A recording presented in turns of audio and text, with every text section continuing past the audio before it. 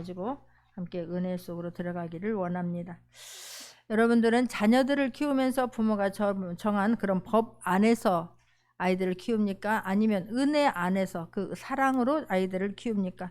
여기서 법 아래 키운다라고 말하는 것은 그 법에 따라서 법을 지키지 않았을 때는, 순종하지 않았을 때는 그거에 따르는 형벌도 같이 임한다라고 하는 것을 전제로 지금 말하고 있는 것입니다. 예를 들어서 거짓말하면 얼마, 게임하면 얼마, 거기서 더 나아가게 되면 너는 집을 쫓겨나가게 되고, 거기서 더 나가게 되면 너는 사망을 이룰 것이다, 이러면서 아이들을 법을 정해놓고 그 법에 따라서 아이를 키우는 부모가 있습니까? 있겠지만 대부분은 그냥 은혜로, 그냥 사랑으로 키우게 될 줄 믿습니다. 마찬가지로 육의 자녀들을 키울 때도 그러할진데, 하나님께서는 오늘 말씀에 우리가 하나님의 자녀들을 양육함에 있어서도 15절입니다. 그런즉 어찌하리요? 우리가 법 아래 있지 아니하고 은혜 아래 있으니 죄를 지으리요? 그럴 수 없느니라라고 지금 말씀하고 있습니다. 하나님이 자녀인 우리에게도 하나님의 법 아래 있는 것이 아니고 우리가 하나님의 은혜 아래 있다라고 말씀하고, 우리를 법대로 하나님을 이끌어가는 것이 아니라 우리를 하나님의 사랑으로, 은혜로 우리를 이끌어 간다고 성경은 말씀하고 있습니다. 그렇다면 우리가 법 아래 있을 때하고 은혜 아래 있을 때하고 어떤 사람들이 더 그런 말씀을 순종하고 갈까요? 어떤 사람들이 죄를 덜 지게 될까요? 법 때문에 더 죄를 덜 지을까요? 아니면 은혜 때문에 죄를 덜 지을까요? 오늘 성경 사도 바울은 14절을 보게 되면 죄가 너희를 주관치 못하리니 이는 너희가 법 아래 있지 아니하고 은혜 아래 있음이니라 라고 말합니다. 사도 바울은 은혜 아래 있을 때에 죄에 대해서 그 승리가 더 가능하다라고 말하는 거예요. 은혜 때문에 죄 짓는 것이 훨씬 적다라고 말합니다. 법 때문에 죄를 안 짓는 것이 아니라 하나님이 주신 그 은혜 때문에, 하나님의 사랑을 입은 자들은, 하나님의 은혜가 얼마나 크다라고 아는 사람들은, 하나님을 인격적으로 만난 사람은 그 하나님의 은혜 때문에, 하나님의 사랑 때문에 오히려 더 죄를 적게 짓는다라고 지금 말씀하고 있는 거예요. 죄가 너를 주관치 못한다고 그래요. 이것은 하나님의 법 아래 있는 것이 아니라 하나님의 사랑, 하나님의 은혜 아래 있는 사람들은 너희가 죄가 너희를 마음대로 주장하지 못한다라고 지금 말씀을 하고 있습니다. 내가 하나님의 사랑이 나를 강권하고 있으면 죄가 싫어지는 거예요. 그럴 때면 하나님의 그 사랑 안에 있으면 그 사랑 때문에 내가 남은 인생은 내가 어떻게 하면 이 큰 사랑을 받은 나는 하나님 앞에 무엇을 해드릴까? 막 너무 막 부모가 그 사랑을 받으면, 예를 들면 정말로 막 누가 좋아하는 사람이 있으면 그 사랑 안에 있으면 다른 것이 다 두려움이, 염려가, 막 연애할 때에 앞으로 일어날 일들을 막 미리부터 걱정합니까? 그 사랑 안에 있으면 뭐 두려움이 없지 않습니까? 사랑 안에 있으면 염려, 걱정이 없지 않습니까? 그것처럼 그 사랑, 주님의 그 은혜, 사랑 때문에, 그것 때문에라도 그 죄가 싫어져서 죄 속으로 죄를 짓지 않게 된다는 거예요. 법 때문이 아니라, 나는 법 때문이 아니라 돈 벌금 때문에 나는 죄를 짓지 않습니다 라고 하는 사람도 있을 수 있겠지만, 지금 여기서 말하는 건 하나님의 그 전적인 사랑을 받은 사람은 그냥 죄가, 인격적으로 만나면 죄가 싫어져요. 내가 옛날에 하나님을 몰랐을 때에 내가 어떻게 이런 모습으로 살았을까? 근데 지금 주님을 만나고 나니까 그 주님의 사랑이 너무 커서 주님 아래는 내가 갖고 싶었던, 원하는 모든 것들이 다 있으면 알게 되니까 그냥 다른 것들이 시시해지는 거예요. 내가 어떤 것으로도 우리가 이게 좋아서 하면 피곤하지 않지 않습니까? 사랑을 하게 되면 그 사람 만나는 시간이 막 지루하고 힘들고 피곤합니까? 그렇지 않지 않습니까? 율법은 우리를 강제적으로 이끕니다. 율법은 타율적입니다. 그러나 은혜는 이게 감동적인 것이고 자율적인 거예요. 하나님이, 우리는 은혜가 무엇인지 모르는데 내가 어떤 뭔가를 잘해서 하나님께서 우리를 구원해 준 것이 아니라, 영원한 생명길로 인도한 것이 아니라, 전적인 하나님의 주권으로, 하나님의 사랑으로, 우리는 받을 만한 그런 값어치가 없지만, 받을 만한 짓을 한 것이 없지만 전적으로 하나님의 사랑으로 우리를 구원해 주신 줄 믿습니다. 그러니까 그냥 감동제, 그 사랑에 감동이 되어지면 어떤 일을 해도 피곤하지 않아요. 막 그 사랑 안에 있으면 더 하고 싶고 그냥 기쁘고 막 찬양이 나오지, 막 부담스럽거나 피곤하거나 그렇지 않지 않습니까? 그래서 우리가 직장에서 일을 할 때도 오늘 주일 받은 말씀으로 내가 은혜가 풍족해지면 세상에 나가서 승리하게 될 줄 믿습니다. 죄와 타협하는 것이 아니라 그 주님 사랑 안에서 자유함을 느끼게 될 줄 믿습니다. 주의 일도 하나님의 은혜 속에서 하게 되면 그냥 기쁨이 넘치는 거예요. 부담이요, 짐이 아니라는 것을 깨닫는 저와 여러분 되기를 원합니다. 억지로 하게 되면 이게 막 부담이 되고 피곤한 건데, 그게 하나님이 받은 은혜 그 사랑 안에서 하게 되면 나 안 시키나 막 이렇게 되는 거예요. 은혜를 받지 못할 때는 다 빼앗기는 것만 같아요. 다 마이너스인 것 같아요, 교회에 오면. 그러나 하나님 사랑을 알게 되면 그 사랑 안에는, 그 예수 그리스도 안에는 모든 것이 다 있고 다 갖고 계시고 다 줄 수 있는 분이라고 하는 것이 확실히 믿어지면 우리는 어떤 삶을 살아도 우리 하나님 앞에 감사가 있게 될 줄 믿습니다. 할렐루야. 주님 인격적으로 만나는 것이 우선인 거예요. 그럼 내가 은혜 안에 있으니까 내 맘대로 하면 내 맘대로 하고 싶은 거 다 하면서 주를 지도 괜찮겠네? 그 사람은 놀랍게도 미안하지만 하나님의 은혜 속에 있지 않는 거예요. 전적으로 내가 하나님의 은혜를 체험하게 되면 하나님이 하지 말라는 짓은 하기 싫어져요. 그렇게 좋았던 것이 나도 모르게 그냥 끊어지는 것이지, 아직 하나님의 은혜 속에 있지 않기 때문에 그냥 아직도 지금 두 양발을 걸치고 이리로 갈까 저리로 갈까 이렇게 할까 저렇게 할게 되는 것이지, 정말 아이들도 그거 끊게 되려면 더 좋은 거 주면 된다니까요. 이 장난감 내려놓고 하지 말라고 하는 것은 되는 게 아니라 애들 끝까지 더 부들부들 떨잖아요. 그런데 그거보다 더 좋은 거 주면 이것이 시시하게 되어질 때 내려놓는 것과 같이, 그래서 하나님을 만나게 되면 그냥 그 죄 자체라는 것이 그쪽으로 가고 싶은 마음이 없어지게 될 줄 믿습니다. 그래서 은혜로는 거예요. 죄를 지으리요 그럴 수 없느니라 라고 말합니다. 은혜 가운데 있는 사람들은. 그러면서 너희 자신을 종으로 들여 누구에게 순종하든지 그 순종함을 받는 자의 종이 되는 줄을 너희가 알지 못하느냐라고 지금 성경은 말씀합니다. 굉장히 중요해요. 너희 자신을 종으로 들여 누구에게 순종하든지 그 순종함을 받는 자의 종이 된다는 거예요. 내가 사단의 말에 순종을 하게 되면, 사단이 말이라고 하니까 이게 지금 이해가 안 된다면, 점쟁이가 하는 말을 내가 받아들이게 되면 그 점쟁이의 종이 되는 거예요. 크리스찬들이 의외로 하나님을 인격적으로 만나지 못하니까, 하나님이 어떤 분이라고 하는 걸 모르니까, 한 발은 교회에 있고 한 발은 세상에 있다 보니까 사람들이 그냥 누군가가 힘있게 말하는 사람, 더 막 강하게 나를 끄는 사람이, 예를 들어 전 보러 가자 하면 거기에 끌려가지 않습니까? 근데 전 보러 가는 사람이 나에게 너 그거 하면 죽어. 어느 분도 그걸 사면 똥값이 될 거라고 얘기를 했다는 거예요. 근데 그 말이 그냥 그게 막 마음에 확 덮어버린 거예요. 그러니까 그냥 이것은 똥값이 될 것이다. 나에게 어떤 도움도 안 될 것이다. 이게 마음으로 막 받아들이게지면 그대로 되는 거예요. 이게 자신을 종으로 들여 누구에게 순종하든지 그 순종함을 받는 자의 종이 된다니까요. 우리는 전적으로 하나님 말씀 앞에 예수 그리스도의 순종함으로 예수 그리스도의 종이 될 수 있는 저와 여러분 되기를 원합니다. 종은 자유함이 없어요. 종은 무슨 내 소망을 이야기합니까? 내 무슨 어떤 의지를 이야기합니까? 어떤 결정권을 내가 이야기할 수 있습니까? 나의 소망이나 나의 결정권은 아무런 소용이 없습니다. 종은 그들 내세울 수가 없습니다. 가라면 가고 하라면 하고 앉으라면 앉는 것이지, 나 배고프다고 나 먹고 싶은 거 마음껏 꺼내 먹을 수 있는 사람이 아니지 않습니까? 자유의지를 박탈당한 사람입니다. 네, 그렇게 내가 그것을 받아들이기로, 그러니까 여러분들에게 누군가가 내 마음에 상처되는 말을 한다든지 어떤 나에게 영향력을 끼치는, 내가 이걸 그대로 받아들이면 내가 안 되는 말을 누군가한테 들었다, 그 말을 받지 말기를 바랍니다. 거절할 수 있는 저와 여러분 되기를 원합니다. 하나님이 말씀이면 내가 어떻게든지 순종하여서 그 말씀대로 살려고 애를 쓰지만, 그렇지 않은 것은 거절할 수 있는, 쳐내버릴 수 있는 저와 여러분 되기를 원합니다. 그것의 종이 되기 때문에 그렇습니다. 근데 놀랍게도 하나님의 말씀을 이렇게 애타면서 전하고 계속해서 듣는데도 불구하고 내가 그 하나님 말씀에 순종하여서 그대로 살겠다고 결단하고 결정하고 선택하는 것은 굉장히 어렵습니다. 쉽게 받아들이지 않습니다. 그런데 점쟁이가 하는 말이라든가 세상 사람들이 어떤 하는 말은, 부정적인 말은 그것을 막 오랫동안 간직하고 거기서 머물러 헤어나오지를 못하는 거예요. 그렇기 때문에 그에게 종이 된다라고 말하는 거예요.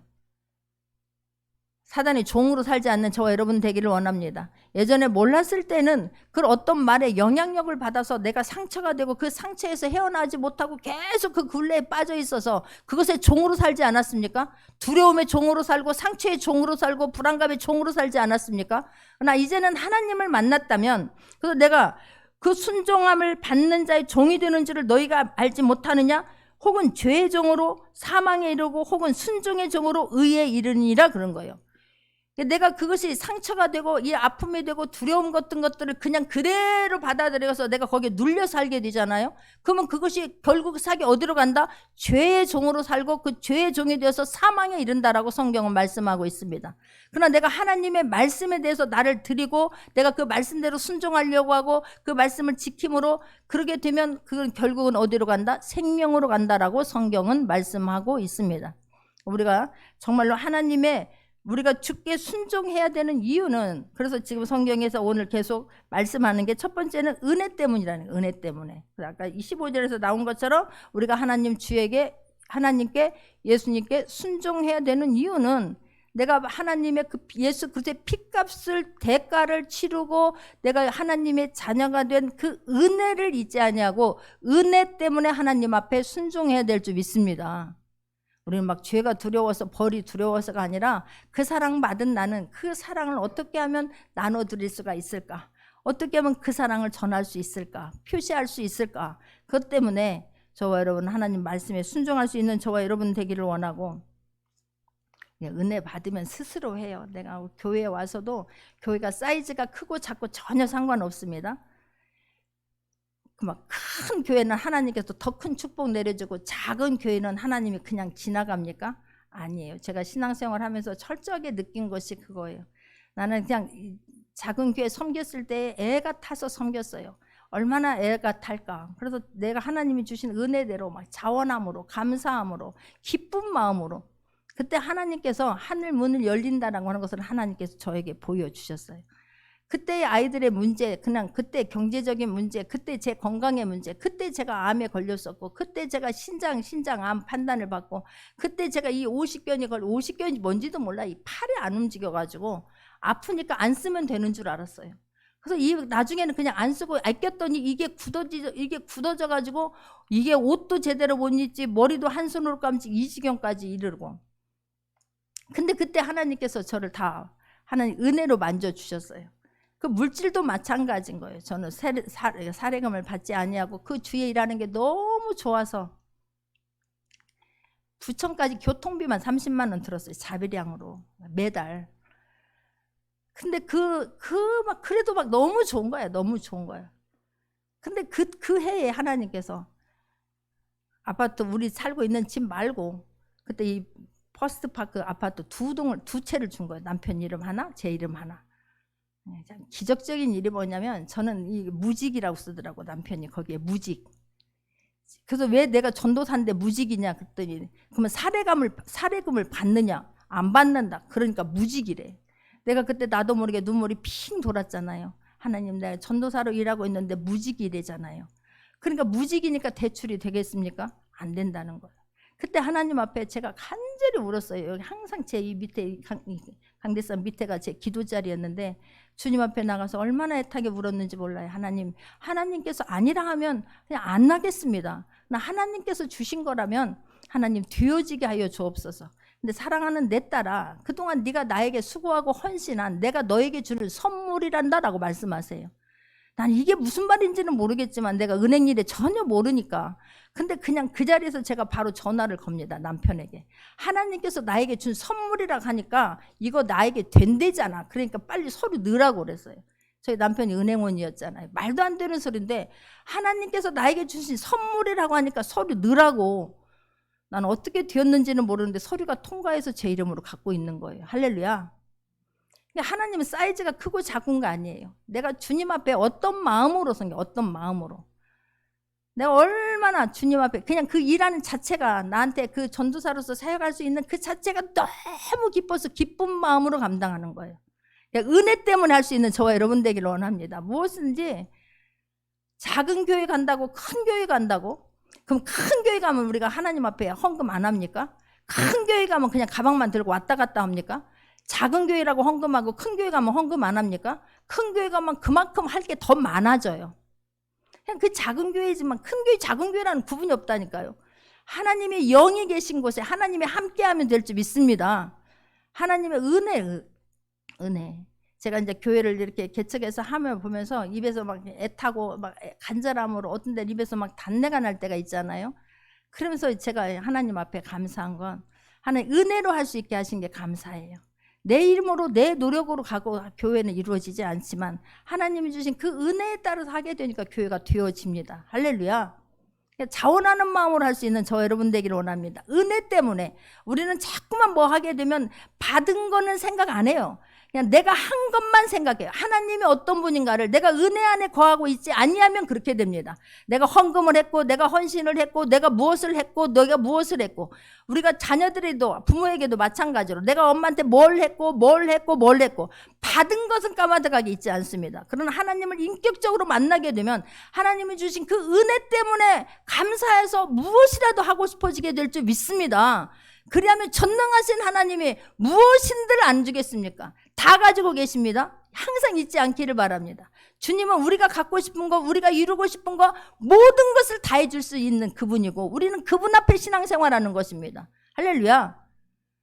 은혜 받지 아니하면 다 빼앗기는 것 같다니까. 시간도 빼앗기는 것 같고 물질도 빼앗기는 것 같고 뭣도 빼앗기는 것 같아요.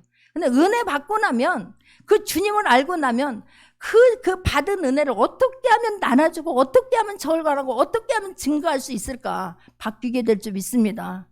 하나님은 그 은혜 때문에 우리가 우리가 주님 앞에 순종해야 되는 하나님께 받은 그 은혜 때문에 그 사랑 때문에 그 하나님 말씀대로 되어진다는 것을 깨닫기 때문에 순종되어질 수 있는 저와 여러분 되기를 원합니다.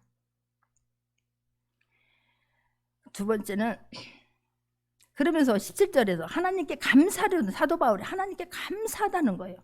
너희가 본래 주의 종이더니 너희에게 전하여 준 바 교훈의 본을 마음으로 순종하여. 너희들이 예전에는 주의 종이더니 예전에는 하나님을 만나기 전에는요 내가 누구인지도 몰라요. 죄가 죄인지도 모릅니다. 죄가 죄인지도. 한 사람으로 인하여서 우리가 죄의 종이 됐지 않습니까? 하와가 그 선악과를 따먹음으로 말미암아서 우리가 죄가 되었어요. 근데 그때는 모른다니까요. 내가 하나님을 인격적으로 만나지 아니하면 죄가 죄인 줄을 모르는 거예요. 우리는 선택입니다. 하나님은 사람에게 인간에게는 자유의지를 주었어요. 내가 죄의 종으로 살 것인지 하나님의 자녀로 살 것인지 그 결정은 내가 하는 것입니다. 우리가 선택은 내가 하는 거예요. 인간에게 준 자유의지를 가지고 선택과 결정은 내가 하는 것이지만 우리는 늘 하나님의 종으로서의 그 말씀 앞에 순종하려고 작정하고 선택할 수 있는 저와 여러분 되기를 원합니다. 사도 바울이 그게 너무너무 감사한 거예요. 예전에는 죄의 종으로 죄가 뭔지도 모르고 빼앗기는 것이 뭔지도 모르고 그렇게 살던 너희가 이제는 교훈의 본을 마음으로 순종하여 그러는 거예요. 하나님 말씀을 순종함으로 그러는 거예요. 여러분들이 예전에는 그렇게 빼앗기면서 모르고 살더니 내가 혼자 잘난 줄 알고 거기에다 막 깁스를 하고 힘을 주고 살더니 이제 하나님을 만나고 나니까 모든 것을 배설물로 여기고 그 말씀대로 살려고 애쓰는 것이 너무너무 감사한 거예요. 사도 바울이 주님을 인격적으로 만나기 전까지는 목이 고다가지고 예수 믿는 사람들을 그냥 죽이려고 그냥 눈이 뻘건해갖고 찾으러 다니지 않습니까? 그러나 하나님을 인격적으로 만나고 나니까 모든 것들을 다 배설물로 여기고 그 주님 사랑을 전하기 위해서 생명을 걸지 않습니까? 할렐루야. 우리가 정말 주님을 인격적으로 만나는 게 그렇게 중요해요. 그 사도 바울이 너무너무 감사하다는 거예요. 정말 선택의 의지를 우리한테 주었는데 성경에도 보게 되면 이 하와가 이 잘못 선택함으로 말미암아 한 사람이 죄를 지음으로 말미암아 12절입니다. 로마서 6장 12절을 보게 되면 이러므로 한 사람으로 말미암아 죄가 세상에 들어오고 죄로 말미암아 사망이 왔나니 이와 같이 모든 사람이 죄를 지었으므로 사망이 모든 사람에게 이르렀느니라 그러는 거예요. 그 한 번의 선택으로 말미암아서 그 욕심에 끌려가지고 그냥 선악과를 따먹음으로 한 사람이 잘못함으로 모든 죄가 다 우리에게로 들어왔습니다. 사울도 마찬가지예요. 그 자유의지를 주었더니 그 사울도 그 초대 이스라엘 왕으로 삼아줬는데 내가 그 결정권은 내가 가지고 있지 않습니까? 결단은. 그런데 그 하나님이 주신 그 은혜를 금세 2년 만에 다 까먹고 내가 주인이 되어서 제사 드리고 싶을 때 내가 제사를 드리고 내 맘대로 하다가 결국은 어디로 갑니까? 사망으로 가지 않습니까? 자결해보고 그 생을 마감하지 않습니까? 우리가 정말로 이 사망의 것을 죄의 종으로 살지 아니하고 순종으로 종으로 살려고 무던히 애쓸 수 있는 저와 여러분 되기를 원합니다. 순종의 종으로 살려고 했던 사람들, 바울이나 모세나 다니엘이나 요셉이나 하나님께서 생명싸개로 쏴주시고 함께 가신 줄 믿습니다.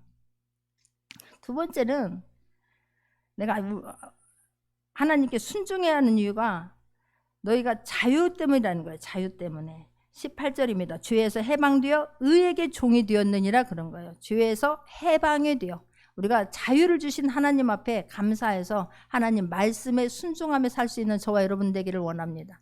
우리에게 자유를 주셨어요. 참 자유. 내가 자유를 주셨다는 것을 깨닫습니까? 예전에 제가 하나님을 인격적으로 만나지 않았을 때는요, 자유가 그냥 막 이제 어르신들이 불교 집안에 살다 보니까 막 뭐 초파일을 지키고 뭘 지키고 뭐는 하지 마라, 물에는 가지 마라, 삼재가 끼었다. 그냥 거기에 걸려서 자유롭지 못하는 거예요. 이사 가는 날도 결혼하는 날도 뭐 하는 날도 다 나를 잡고 그거에 대해서 조심하고 자유가 없었어요. 근데 내가 예수님을 만나고 나니까 너무너무 자유로운 거예요. 할렐루야. 성경에도 그 두 아들이 있는데 한 아들이 탕자 아들이 아버지 나한테 재산 줄 것을 미리 주세요 하고 그 재산을 가지고 밖으로 나가지 않습니까? 다 낭비하고 다 호랑방탕하게 써버리고 나서 이제는 먹을 것이 없어요. 그래서 그냥 쥐염 열매를 먹고 그냥 돼지 치는 그 집에 가서 노예로 삽니다. 종으로. 그러다가 어느 날 내가 집에 가서 아버지 앞에 내가 품꾼의 하나로 나를 보소서 내가 할 것이다. 그리고 아버지 앞에 갑니다.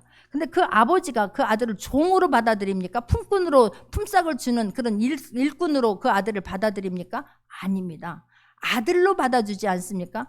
그랬을 때에 이 아들이 밖에 가서 내가 자유로워져가지고 집에서 벗어나서 좀 편하게 살겠다고 갔으나 자유가 있었습니까? 노예로 살았어요. 전락해서 종으로, 죄의 종으로.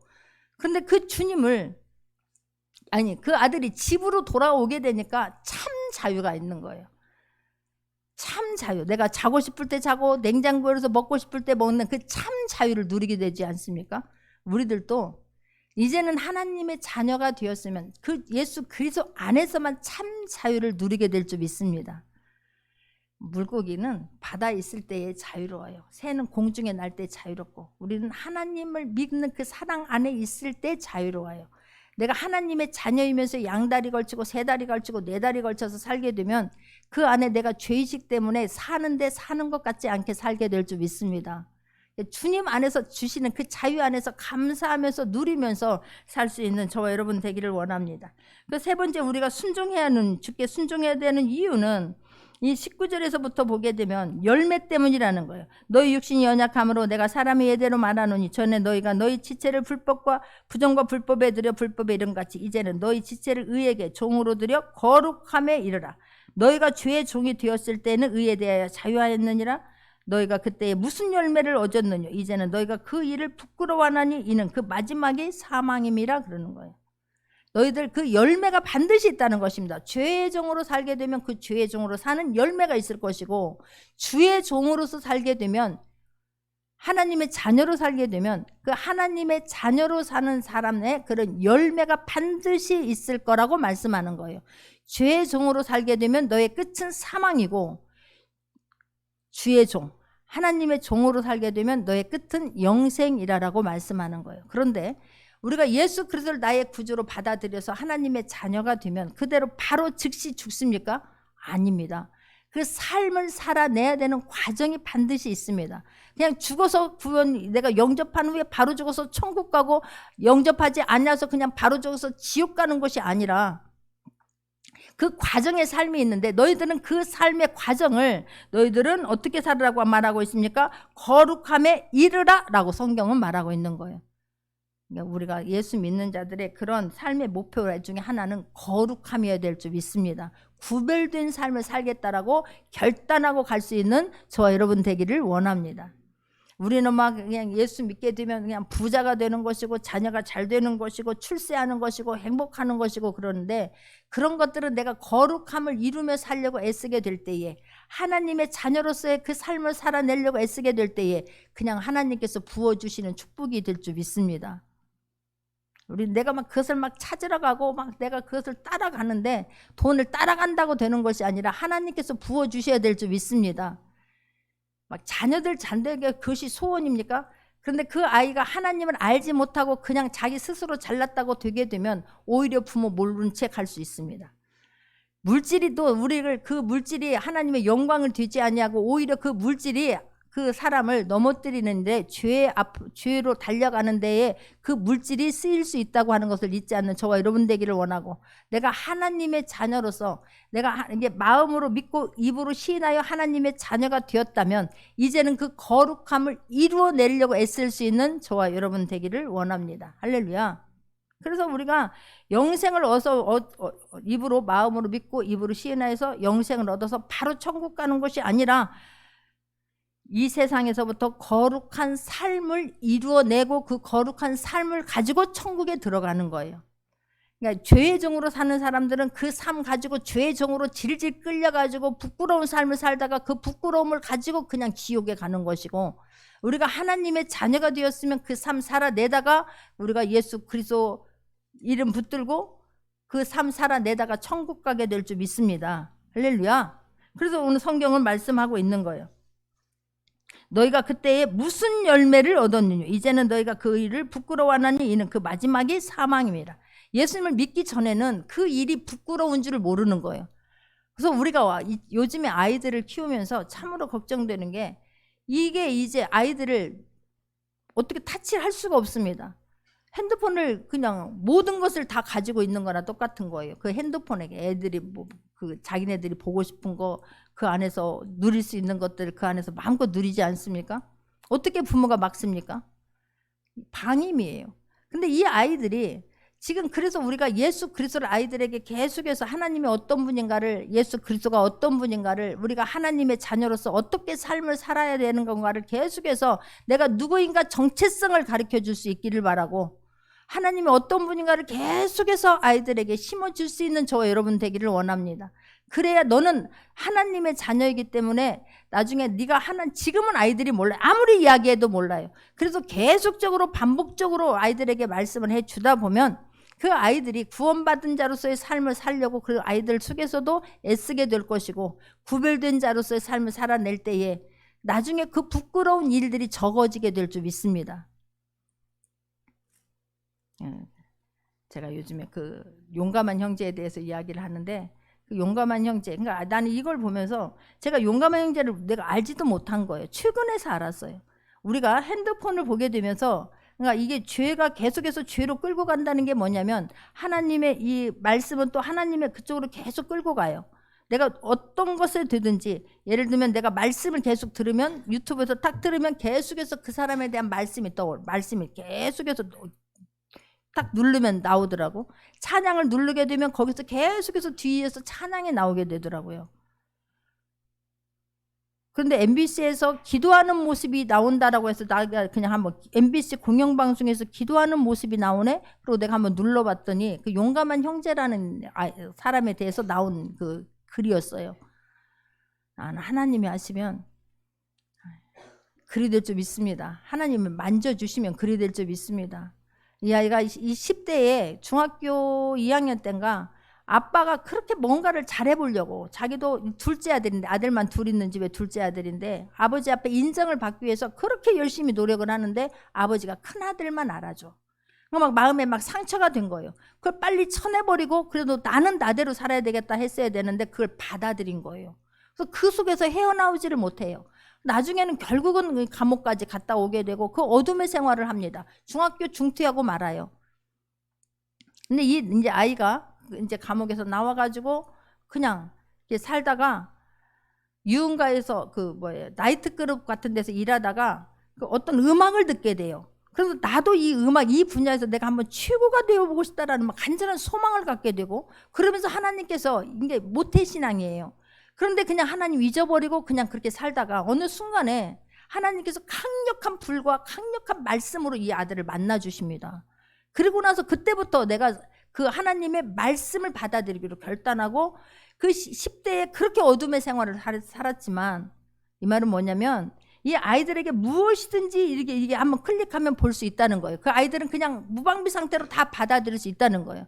그러면 나중에 그것이 뒤돌아보면 이 용감한 형제에 나오는 그 사람이 하는 말이, 자기 그 10대를 뒤돌아보면 너무너무 부끄럽고 너무너무 자존심 상하고 너무너무 화가 난다는 거예요. 내가 왜 그때 그런 삶을 살아냈을까?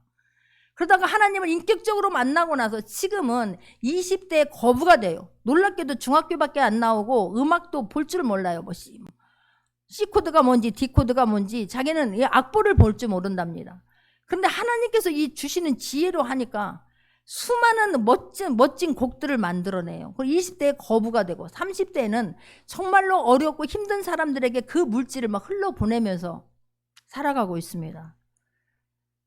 우리 아이들에게 정말 하나님의 인격적으로 만나게 하는 일이 굉장히 중요하다는 것을 지금 말씀하고 있는 거예요. 할렐루야. 이 아이들에게, 그러니까 하나님이 자유의지를 줬을 때 이 아이들이 그 자유의지에 선택할 수 있는 거를 부모가 자꾸 아이들에게 하나님 말씀 쪽으로 인도하고 하나님 그 거룩함을 유지하기 위해서 아이들에게 인도했을 때에 나중에 너희 삶에 반드시 열매가 맺혀지는데, 죄의 열매와 생명의 열매가 있다.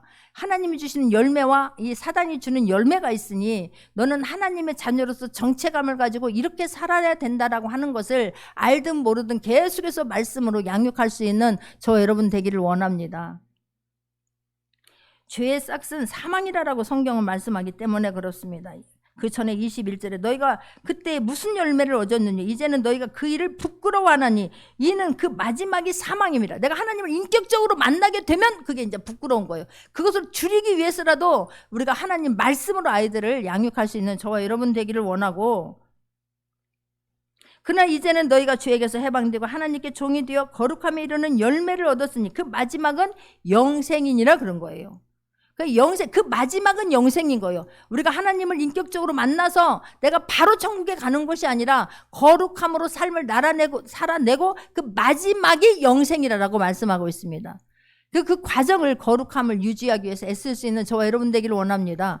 구분되어 살 수 있는 저와 여러분 되기를 원합니다. 그러면서 죄의 싹은 사망이요 하나님의 은사는 그리스도 예수 우리 주 안에 있는 영생이니라 라고 성경은 말씀하고 있는 거예요. 죄의 싹은 사망인 거예요. 대가, 싹이 무엇입니까? 대가예요. 내가 어떤 일을 하고 받는 대가가 아니겠습니까? 죄의 싹은 사망인 거예요. 결국은. 근데 죽기 전에 그냥 사망, 그냥 내가 죄를 짓고 바로 죽으면 그만이겠지만 그렇게 죽지 않는다니까요. 그 죽을 때까지 삶이 얼마나 황폐한 삶이겠습니까? 죄 가운데서 사는 삶이 얼마나 힘든 삶이겠습니까? 죽고 싶다고 죽어지는 것도 아니고, 그러니 얼마나 그 삶이 고단하고 힘들겠습니까?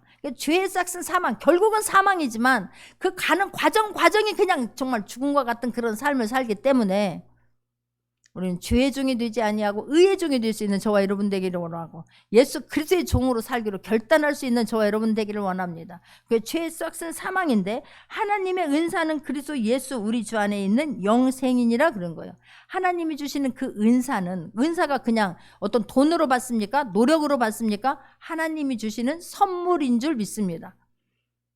근데 그 하나님이 주시는 선물 중에 가장 귀한 것이 하나님의 은사는 그리스도 예수 우리 주 안에 있는 영생이니라 그러는 거예요. 하나님이 주시는 가장 큰 귀한 은사, 가장 큰 선물은 영원한 생명을 주시는 것이다 라고 말씀합니다. 하나님께서 우리에게 주신 가장 큰 선물은 영원한 생명을 주신 거예요. 할렐루야. 1980년대 후반에 미국의 TV와 신문과 잡지에 크게 오랫동안 차지하고 있었던 그런 한 기사가 있고, 한 소년이 있었습니다. 에이즈에 걸린 라이언 화이트라고 하는 기사예요. 그 아이에 대한 기사입니다. 13살 때에 혈류병으로 수술하다가 수혈을 잘못 받아서 에이즈에 걸립니다. 근데 이 아이가 에이즈에 걸렸으니 이제 얼마 살지 못한다는 것도 알고 있습니다. 13살에 걸려서 18살에 죽으니 5년밖에 살지 못했습니다. 근데 이 아이가 너무너무 막 행복하게 사는 거예요. 학교 생활도 너무나 기쁘게 잘하고 아픈 애 같지 않게 생활하는 것이, 그것이 어떤 신문 기자에게 알려져서 신문 기자가 씀으로 말미암아서 이게 이제 이 아이가 세상 사람들이 알게 되고 각광을 받기 시작했습니다. 그때에 그 아이의 병원에 레이건 대통령도 찾아갔었고, 그 아이가 살았을 때에 이제 그때는 얼마 전까지 대통령이었던 트럼프도 그 아이에게 가서, 그때는 부동산으로 거부가 되었을 그때에 도널드 트럼프도 그 아이에게 가서 뭐 선물을 줬었고, 마이클 잭슨도 그 아이에게서 뭐 선물을 줬대요. 그러니까 그 아이는 선물을 원껏 받아본 아이입니다. 그런데 어느 날 이제 이 아이가 죽을 때가 얼마 안 되었을 때 아버지가 이 아이한테, 아들아, 내가 너에게 아무것도 해줄 수가 없구나. 아들아, 너무너무 미안하다 그래요.